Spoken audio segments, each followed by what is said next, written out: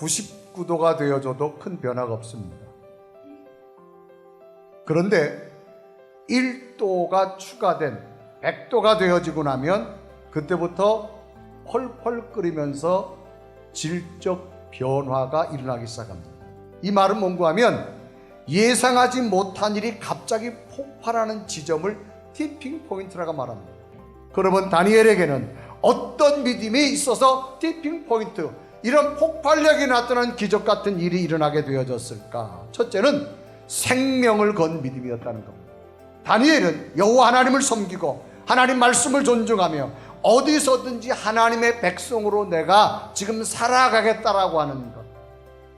그래서 바벨론 왕궁에서 왕이 되어지는 음식도 나를 음식으로 더럽히지 아니하고 내 속에 신앙, 하나님의 신앙만 품겠다.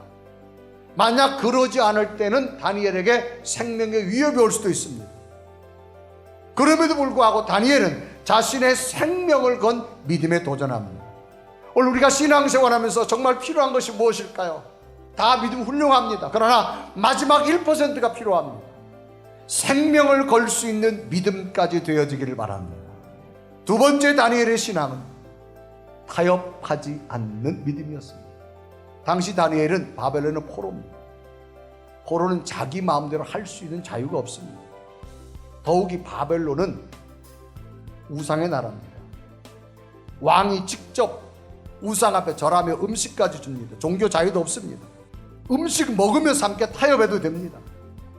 그런데 다니엘은 마지막까지 내 목숨을 내거는 신앙을 지켰습니다. 타협의 신앙이 아니라 절대적인 신앙이 우리에게 필요한 줄로 믿습니다.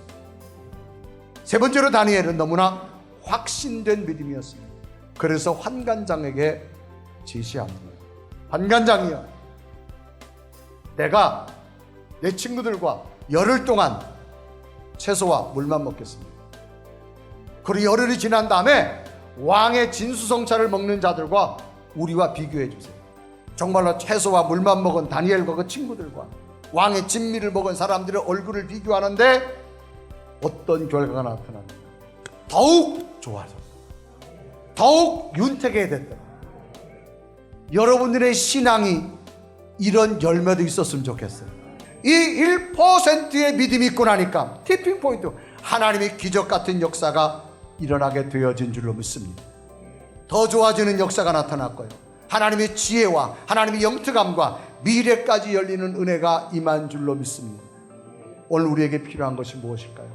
다 시간이 지나면서 직분이 채워지면서 우리의 믿음 누구나 인정합니다. 그러나 마지막까지 붙들어야 될 1%의 은혜, 붙들 수 있는 믿음이 되어지기를 바랍니다.